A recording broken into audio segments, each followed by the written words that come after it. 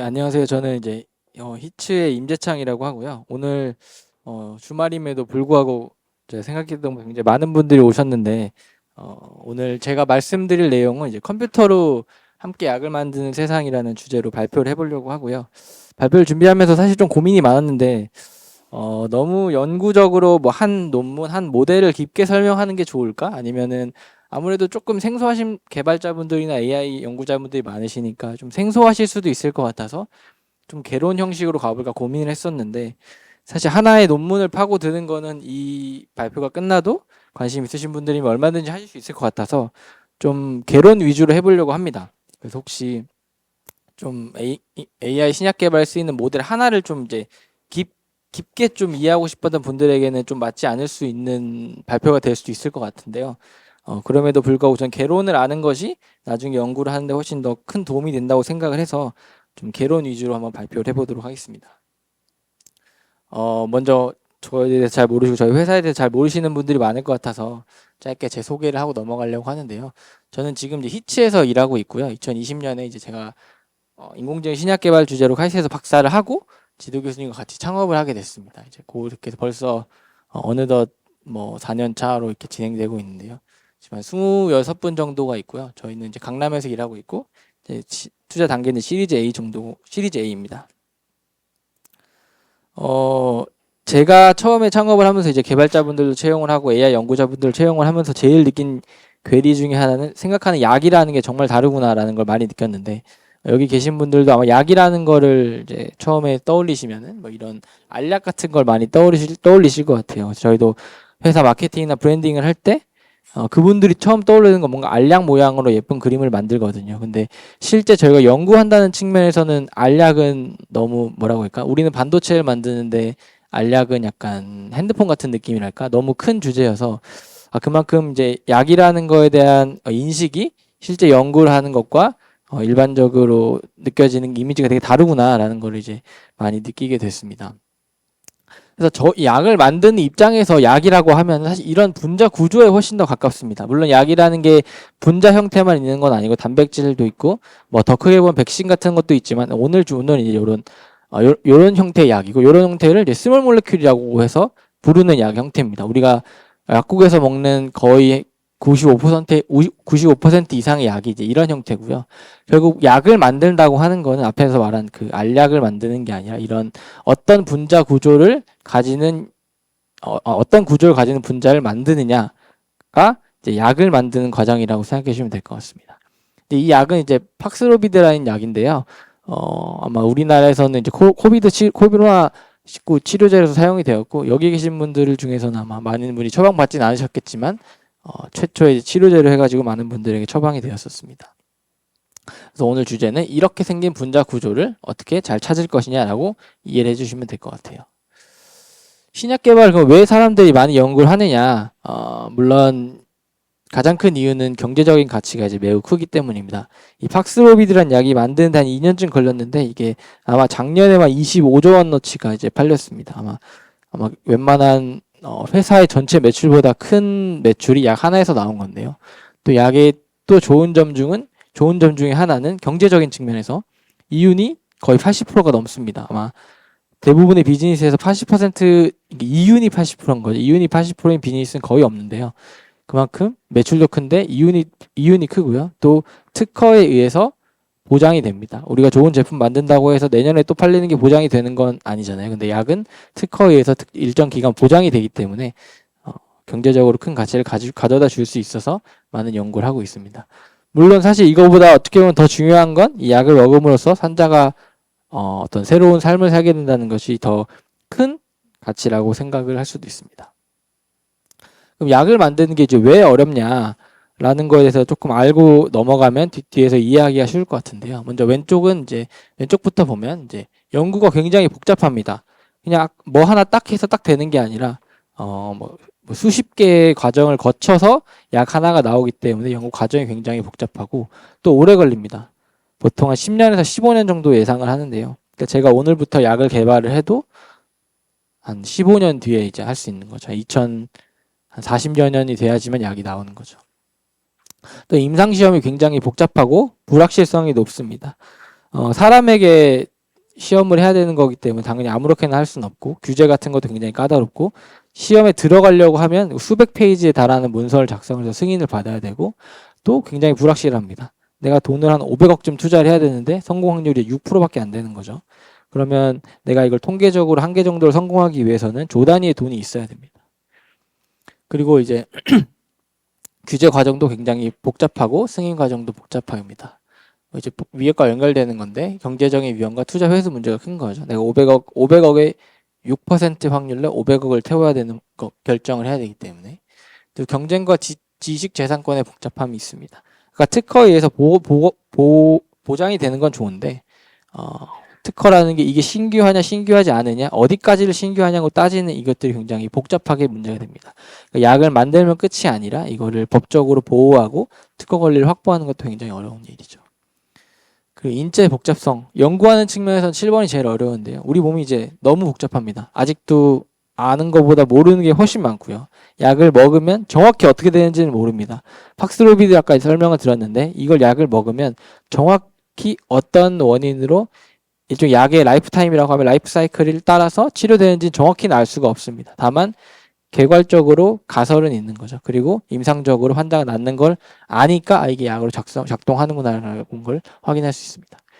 오늘 제 주로 다룰 내용은 이 두 가지 중에서도 두 가지인데 좀 세부적으로 보면 신약 후보 물질 설계와 최적화 쪽 어떻게 하면 분자 구조를 더 잘 만들 수 있는가라는 거고 또 그다음에 어떻게 하면 이 물질이 몸에 들어갔을 때 약효를 나타낼지 말지를 잘 예측할 수 있는가입니다. 먼저 분자 구조를 만드는 게 왜 어렵냐? 경우의 수가 너무 많습니다. 보통 10에 60승계 정도의 경우의 수를 따지는데요. 이것들은 이제 분자를 표현한 겁니다. 이 점 하나하나가 원자고요. 이 원자 사이에 연결된 걸 화학 결합이라고 보는데요. 보통 약물에 쓰일 수 있는 원자의 개수는 10개, 종류는 10개, 개수는 36개, 결합 종류는 3가지 정도로 보고 있습니다. 이 중에서 케미컬 룰, 그러니까 화학적으로 만족하는 규칙에 따라서 존재할 수 있는 건 10의 33승입니다. 이 중에서 우리가 원하는 분자가 있다라고 일단 가정을 해야겠죠. 이상이 없다면 만들 수가 없으니까. 그럼 이 중에서 하나 정도를 찾아야 되는데 너무 경우의 수가 많아서 어려운 거죠. 33승계를 다 테스트 해볼 수는 당연히 없고 이 중에서 아주 소수만 테스트할 수 있는데 소수만 테스트하는데도 비용이 엄청 비싼 거죠. 그렇기 때문에 약을 만드는 게 어려운 거고 요 높은 경우의 수를 이제 효율적으로 탐색하기 위해서 AI를 사용하려고 하고 있습니다. 비용과 긴 시간이 들리는데요. 분자 이건지 요게 신약 개발 과정의 전부는 아니고 좀 대표적인 거 몇 개 가져왔는데 먼저 합성이 비쌉니다. 1mg에 450만 원. 이건 실제로 저희가 받은 견적인데요. 1g에 1000분의 1을 사는데 450만 원이 듭니다. 그리고 바로 주는 것도 아니고 8주 후에 받을 수 있습니다. 그다음 동물시험 하려면 쥐가 있어야 될 텐데 쥐가 병에 걸린 쥐가 있어야 되잖아요. 내가 좀 코로나를 치료하려면 코로나에 걸린 쥐가 있어야 되는데 이 쥐가 조건에 따라 다르지만 수백만 원 합니다. 한 번 실험하면 끝나는 건데 수백만 원 하고 그리고 임상시험 성공률 6%인데 비용이 수백억 원이 듭니다. 수백억 원만 하면 사실 작다고 느끼실 수도 있는데 통계적으로 내가 한 건의 성공률을 얻기 위해서 이걸 계산해 보면 이제 조 단위의 돈이 필요하게 됩니다. 그래서 AI로 사람들이 하고자 하는 거는 간단합니다. 사실 하나는 실험하기 전에 물성을 예측한다. 실험이 비싸니까 컴퓨터상으로 그리는 건 쉽잖아요. 그래서 컴퓨터 미리 그려보고 미리 예측해서 불필요한 실험을 제거하는 거죠. 이건 이제 예측, 즉 인풋이 분자가 되고 아웃풋이 물성이 되는 경우라면 두 번째는 원하는 물성을 갖는 분자를 설계한다. 인풋이 물성이 되고 아웃풋이 이제 분자가 되는 케이스입니다. 물성은 이런 것들이 있는데요. 여기 뭐 하나하나를 다 아실 필요는 없고 약물이란 게 어려운 건 딱 하나만 만족하면 되는 게 아니라 굉장히 여러 가지 물성을 만족하는 것들을 만들어야 됩니다. 예를 들면 심장 독성도 없어야 되고요. 적절히 시간이 지나면 몸 밖으로 배출도 돼야 되고요. 원하는 단백질만 공격을 해야 되고요. 뭐 이런 것들이 있습니다.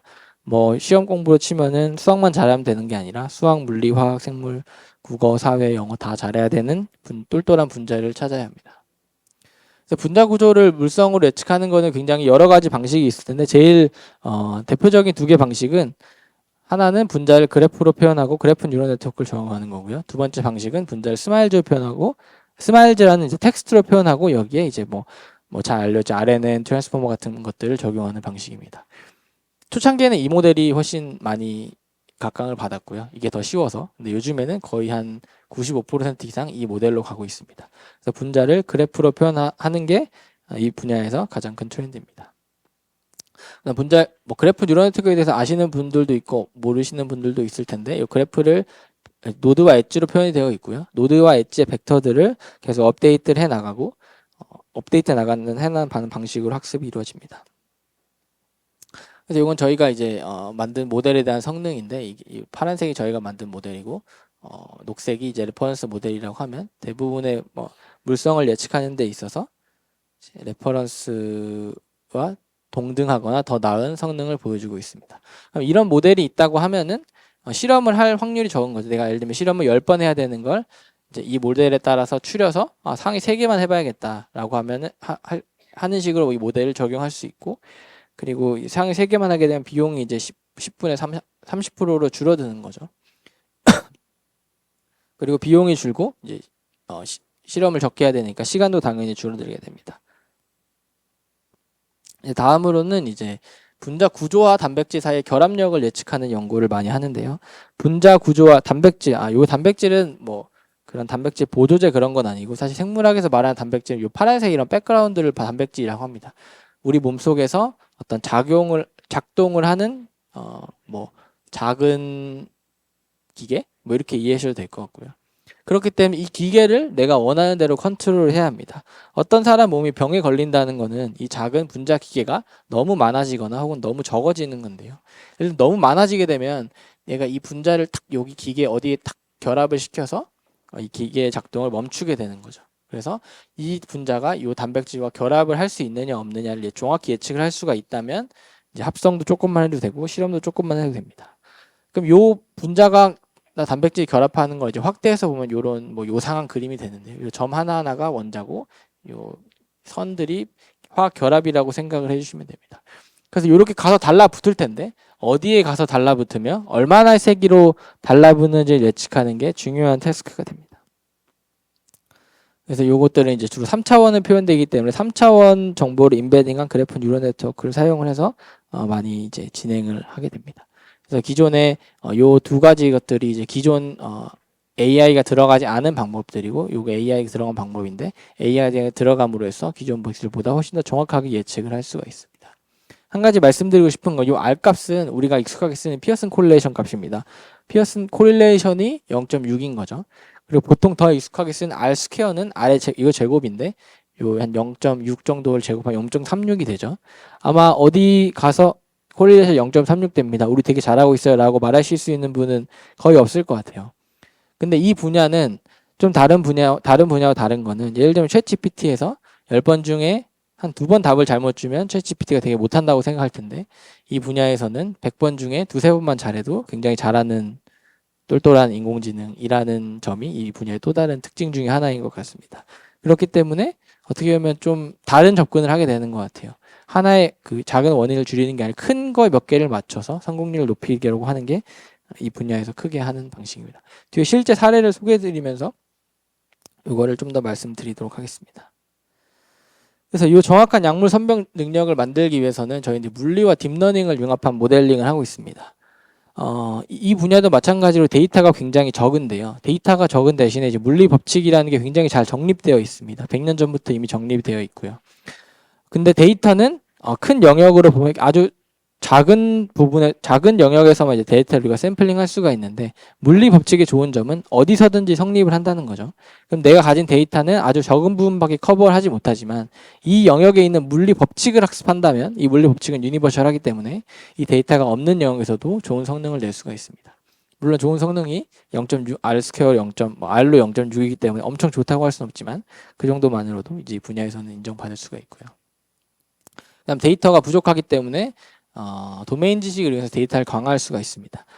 예를 들면 이것도 물리 법칙이 있기 때문에 가능한 건데 우리가 어떤 실험을 하게 되면은 실험은 가장 안정한 스테이트, 너무 물리적인 얘기일 수 있지만 확률이 가장 높은 스테이트만 나오게 됩니다.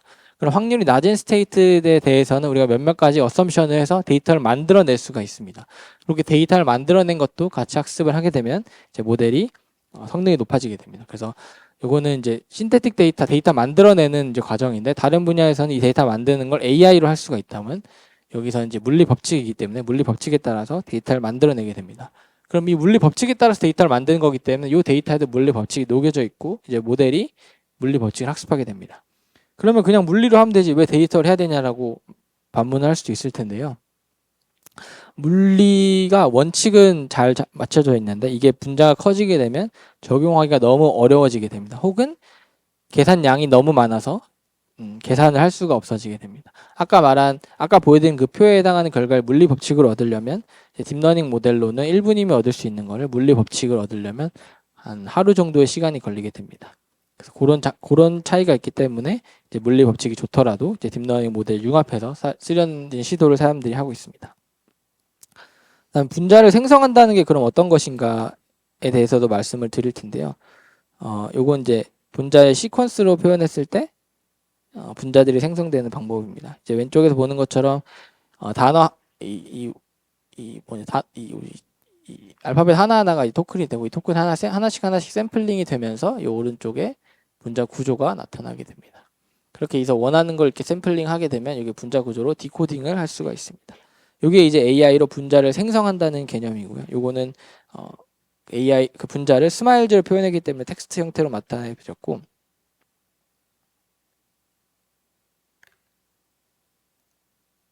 다음은 이제 3차원 구조상에서도 분자를 생성할 수가 있는데 아까 보여드린 것처럼 단백질은 이제 3차원 구조를 가지고 있기 때문에 원하는 분자를 잘 만들기 위해서 3차원에서 분자를 생성을 해야 하는데요. 이렇게 보시면 이렇게 3차원 안에서 분자가 생성되는 것을 볼 수가 있습니다. 이 어두운 색 백그라운드가 이제 단백질이고요. 이 단백질에 잘 결합할 수 있는 원자를 잘 생성하게 됩니다. 요것들이 어려운 이유 중에 하나는 이렇게 크게 보여드렸지만 이게 나노몰 단위에서 일어나게 됩니다. 나노몰 단위에서 원자가 올바른 위치에 가야지만 제대로 결합을 할 수 있고 1나노몰만 벗어나도 이 세계에서는 굉장히 크게 벗어나는 거거든요. 이렇게 되면 1나노몰만 벗어나도 이 단백질과 클래시라고 표현은 충돌을 할 수도 있고요. 아니면 결합력이 확연하게 낮아져서 결합을 하지 못하게 될 수도 있습니다. 그래서 우리 눈에 보이지 않는 세상에서 이렇게 굉장히 정교하게 분자를 설계해야 되기 때문에 이 분야에서 이제 높은 수준의 기술이 필요하고 이게 어려운 태스크가 되는 건데요. 대신에 앞에서 말씀드린 것처럼 매번 잘할 필요는 없고 100번 중에 10번만 잘해도 전 세계에서 1등이 될 수 있습니다. 몇 가지 이제 실제 사례를 보여드리려고 하는데 시간이 많지 않아서 빨리 좀 하겠습니다. 이 사례를 보여드리면 이게 과연 실제에서 되냐, 인공지능으로 약을 만드는 게 되냐라는 거에서 많은 분이 궁금해하실 것 같아요. 결론부터 말씀드리면 아직 임상시험을 통과해서 파는 약은 없습니다. 그렇지만 그 앞 단계에서 아까 제가 약이 되기 위해서는 굉장히 많은 물성을 만족해야 된다고 말씀드렸는데 그 물성 하나하나를 만족하는 거는 AI를 이용해서 훨씬 가속할 수 있다는 것들이 많이 증명이 됐고요. 요거는 아주 초기 단계에서 단백질을 저해할 수 있는 약물을 찾는 과정인데 제가 일동제약이라는 회사에 연구를 했고 일동제약에서 그 분자 그 타겟 질환을 가지고 왔고 이 타겟 질환에 저해할 수 있는 약물을 저희가 100만 개를 스크리닝해서 100개를 제안을 했고요. 100여 개를 제안을 했고 100여 개를 실험을 해서 8종이 나왔습니다. 그러니까 100개 중에 8개가 맞는 거고 100개 중에 92개가 틀린 거죠. 그럼에도 불구하고 이게 기존 방법에 비해서 10배 정도 확률을 높여주게 됩니다. 그래서 이런 회사와 같이 연구를 하면서 실제 연구에서 작동할 수 있는 모델을 개발했다라는 걸 검증을 했고 물론 이거 통과했다고 약이 되는 건 아니고요. 또 무수히 많은 과정을 거쳐야 했지만 이 단계에서 기존 기술보다 더 정확한 성능을 보였다. 그다음 약물 설계 이거는 이제 앞에 거는 약물이 인풋으로 들어가면 아웃풋이 물성을 예측하는 거였다면 요거는 물성이 들어가면 아웃풋으로 이제 분자가 나오는 건데요. 분자 생성 모델이죠. 똑같이 분자 생성 모델에 적용을 했을 때도 원하는 결과를 얻을 수가 있었습니다. 요거는 저희가 인상적으로 실었던 이유는 이제 저희 인공지능 없이 했던 과제를 인공지능 이씨 하면서 이제 정확히 비교를 할 수가 있었습니다. 그래서 인공지능은 없이 했을 때는 1년간 2종을 찾았는데 인공지능 이씨 했을 때는 같은 팀에서 6개월간 15종을 찾을 수 있어서 한 생산성이 한 15배 정도 올라갈 수가 있었습니다. 그래서 인공지능이 실제로 사람과 협업을 하면 사람의 생산성을 더 높일 수 있다라는 것을 이렇게 검증할 수 있었습니다. 저희가 이런 기술들을 잘 만들기 위해서 이제 여러 차례 논문을 작성을 했고 저희 2018년도부터 거의 이 분야가 태동할 때부터 개통 연구를 시작을 했고요. 그렇기 때문에 운이 좋게 몇몇 이제 주요한 페이퍼들을 작성을 할 수가 있었습니다. 혹시 개별 모델이 궁금하신 분들은 이 논문들로부터 시작하셔도 좋을 것 같고, 근데 이제 이 분야가 너무 크기 때문에 이 분야가 이것만 가지고 다 설명되지 않는 부분도 많이 있다라는 거를 말씀드리고 싶습니다. 네, 저희가 기술은 여기까지 설명을 드렸고, 이제 저희가 하려는 건 이 소프트웨어를 이 인공지능 기술이 탑재된 이제 소프트웨어를 만들고 있습니다. 그래서 신약 개발 연구하시는 분들이 이런 소프트웨어를 편히 쓸 수 있도록 하는 걸 만들고 있고, 그렇기 때문에 개발자도 채용하고 있으니까 관심 있는 분 있으면은 북마크 해두셨다가 나중에 지원해 주시면 감사하겠습니다.